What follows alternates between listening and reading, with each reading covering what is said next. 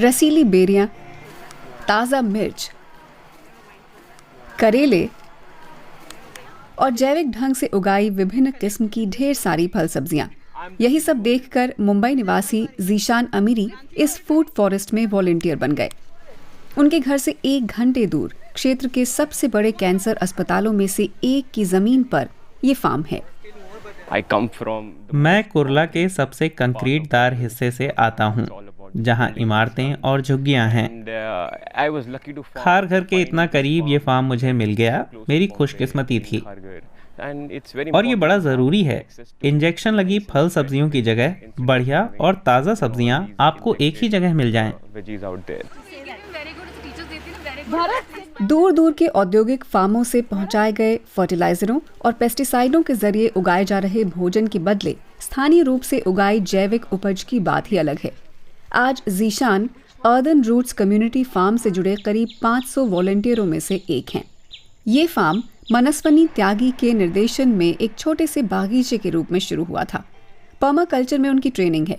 इस प्रकार की खेती न्यूनतम बाहरी दखल के साथ कुदरती पर्यावरण में खुद को ढालती है, लेकिन शहर में इसके लिए एक प्राकृतिक पर्यावरण ढूंढना आसान काम नहीं था। फिर मनस्वनी ने सुना कि इस अस्पताल के पास एक उपेक्षित पड़े डंपिंग ग्राउंड का जल्द ही कायापलट होने वाला है।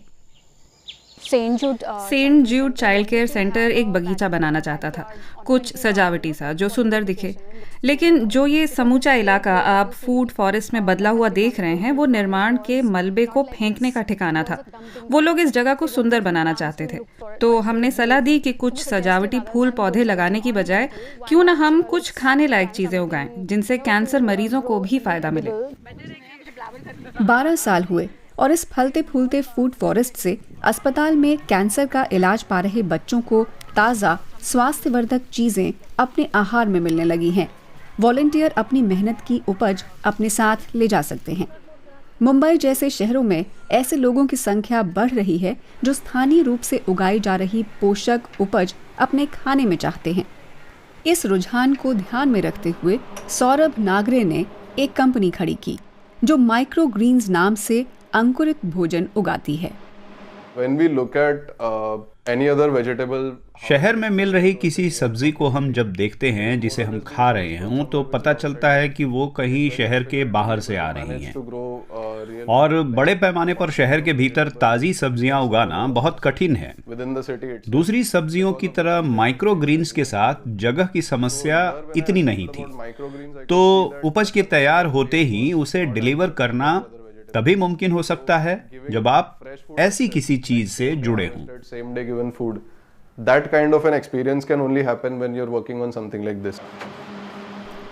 उनकी टीम करीब 200 स्थानीय ग्राहकों के लिए 15 अलग अलग किस्मों की पत्तेदार सब्जियां उगाती है। माइक्रो ग्रीन्स को कम से कम धूप और पानी में छोटी जगहों पर उगाया जा सकता है।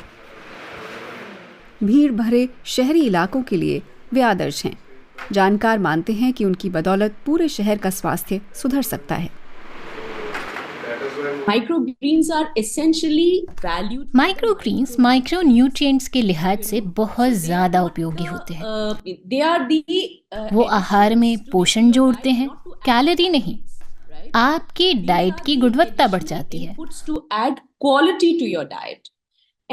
क्वालिटी से हमारा आशय विटामिनों से है, जैसे विटामिन सी, रिबोफ्लेविन या महत्वपूर्ण खनिज।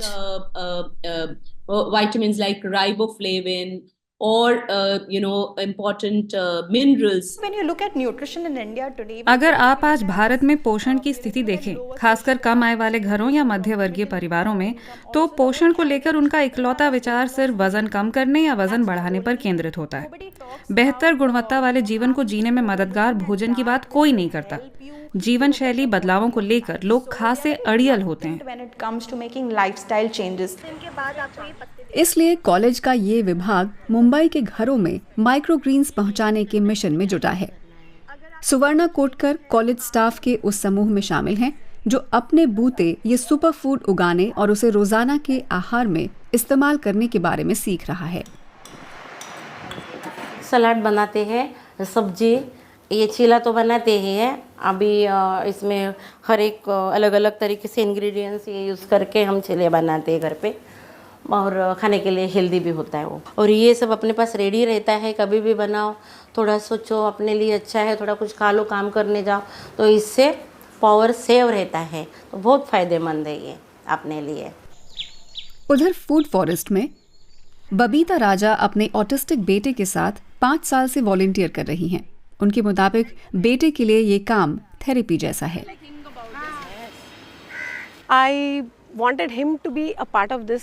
मैं चाहती हूँ कि वो इस इकोसिस्टम का हिस्सा बने। उसे वाकई ये पसंद भी है। वो यहाँ मेहमान की तरह आता था, लेकिन अब वो वॉलंटियर है। उसे खरपतवार हटाने, टमाटर निकालने में मज़ा आता है। जब कभी हमारी बालकनी में टमाटर दिख जाता है तो वो चहक कर कहता है, अम्मा टमाटर। उसके लिए वो एक खास तरह की खुशी का पल होता है। मनस्विनी त्यागी कहती हैं कि अर्बन फार्म शहर के निवासियों को प्रकृति से जुड़ने का मौका देते हैं और उनका अंदाजा है कि ये फूड फॉरेस्ट हर साल अपने दम पर करीब 4 टन कार्बन डाइऑक्साइड सोखता है। लेकिन 1 दशक से फलता फूलता आ रहा उनका ये अनूठा बगीचा तेजी से फैलते शहर के चलते खतरे में है।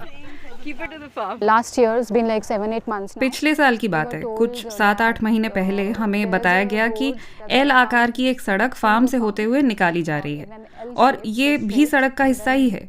वो निर्माण जब शुरू होगा तो ये पूरा का पूरा फार्म खत्म हो जाएगा। लेकिन कड़ी मेहनत बेकार नहीं गई। सालों से हजारों लोगों को यहाँ सूचना और प्रेरणा मिली है। अब एक दूसरा कम्युनिटी फार्म बन रहा है। वो जैविक खेती और पर्यावरण संरक्षण की शिक्षा का ठिकाना बनेगा।